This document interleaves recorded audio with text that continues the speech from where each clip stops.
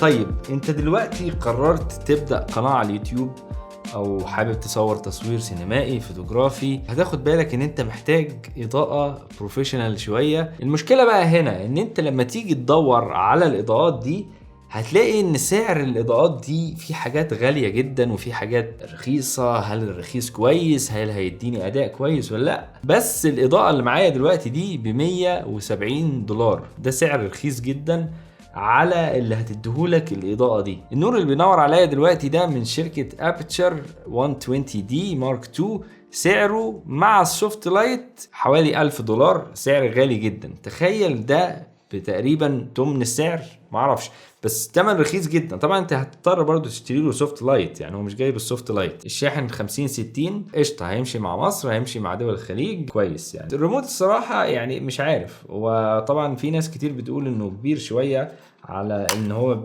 بس بيوطي ويعلي النور، بس برضو كويس قوي ان شركه زي كده ادتك ريموت. يعني شركات كتير هتشتري منها مش هتديك نفس اللي هتديهولك الشركه دي. اوكي، وده بقى الحاجه المهمه جدا في الاضاءات COB اللي هي الاضاءات LED المركزه الصغيره. ده بيخلي الإضاءة مش بس إن هي قوية دلوقتي، ده بيخليها يمكن ضعف القوة، ضعف شدة الإضاءة. خلينا نبدأ بقى نتكلم عن الكبير، وهو صغير طبعا في الحجم ولكنه كبير في المواصفات اللي هيديها لك. دي الوصلة اللي بتتحكم منها في الزاوية اللي انت عايزها. خلينا نشوف حاجة كده نثبت دي عليها. السؤال بقى اللي أكيد كلكم عايزين تسألوه، هل إضاءة زي كده هتديك نفس الأداء اللي بتديهولك اضاءات تقريبا 8 اضعاف السعر؟ خلاص خلينا نجرب دلوقتي على طول ونشوف ايه نظام الاضاءه دي. اظن ان كده تمام. خلينا نفتح بقى النور. اوبا، صوت المروحه انا خدت بالي منه على طول، يعني مش عالي خاصه ان انت مش هتحطه قريب قوي من المايك، بس خليني اسمعه لكم وهو لازق في المايك. ده كده الصوت وهو لازق في المايك. طبعا انت مش هتسمع اي حاجه دلوقتي، هو بعيد شويه عن المايك. في ناس كتير بتقول ان درجه النور هنا هي 6000 مش 5400. فانت لو هتصور بالكاميرا بتاعتك حاول تظبط اعدادات الكاميرا، تظبط الوايت بالانس في الايديتنج علشان تاخد احسن ريزولت من اضاءات زي دي.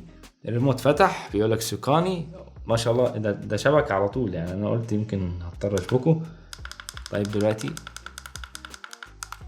يعني الصوت مزعج شويه بس قشطه. طبعا النور شديد قوي قوي قوي، يعني ما ينفعش تبص عليه وهو بدون سوفت لايت. الحاجه اللي انا ملاحظها ان ال1% هنا مش 1% قوي يعني، بس ده مش معناه يعني ان الاضاءه وحشه، لان كده كده انت اصلا هتعمل 1% ليه؟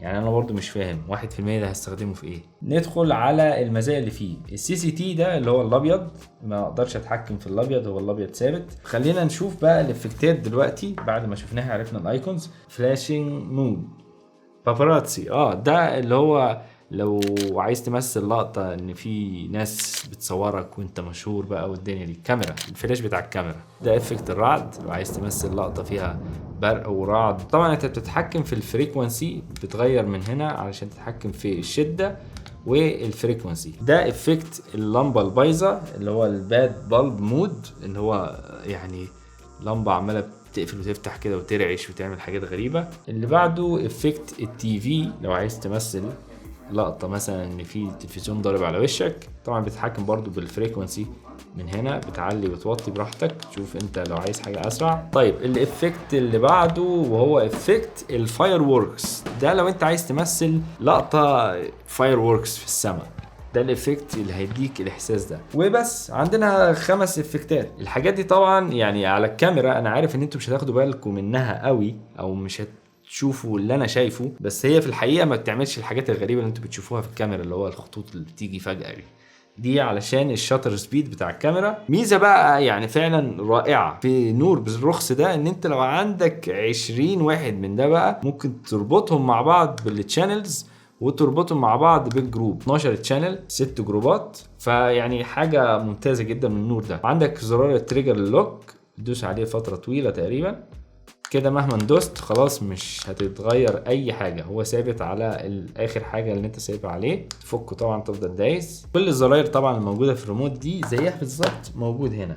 الفرق بقى ان زرار القفل والفتح هنا بيقفل الريموت بس وبيفتحه، زرار القفل والفتح هنا بيقفل ده ويفتحه. طيب نركب القطعه دي بقى وتشوفوا بقى شده الاضاءه هتزيد قد ايه. كده النور بقى مركز اكتر، لاحظوا حتى بقى فيه دايره. علي الاضاءه زي ما انت عايز، هتلاقي الاضاءه اتركزت على الدايره دي. المبهر بقى في نور زي كده هو ان مدين لك معاه شنطه، ريموت، وصغر النور بصوا قد ايه. يعني الحاجات دي فعلا ما بتجيش غير مع الشركات الغاليه جدا. يعني حتى لو جبت نور من شركات تانية غير ده مش هتلاقي معاه جاي شنطة، ممكن ما تلاقيش جاي معاه ريموت. فكوليكشن بسعر $170 فعلا كوليكشن رائع. طب خليني بقى اجربه لكم واحطه لكم بدل السوفت لايت ده وتشوفوا المنظر شكله ازاي. طيب دي شدة الإضاءة وهي 1% وانت حاطط السوفت لايت، معقول جدا. بدأنا علينا وصلنا ل10%،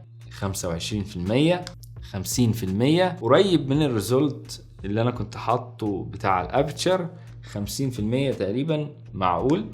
نعلي برضو زيادة ونتأكد. انا بحط ابتشر على 70%، فده 70%. خلينا دلوقتي واقفين على 70%، وخليني اعمل مقارنة ما بين الابتشر والنور ده علشان تبقى عارف ان انت مش مضطر تدفع الثمن كبير علشان تاخد كواليتي نور ممتازة.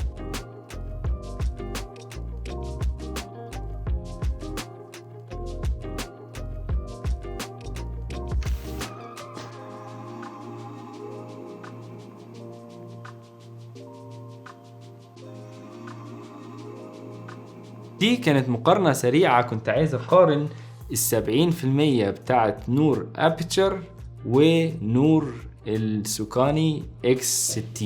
خلينا بقى نعلي دلوقتي لغاية 100% ونشوف النظام هيبقى عامل ازاي. ده 100%، انا بستخدم نور واحد بس.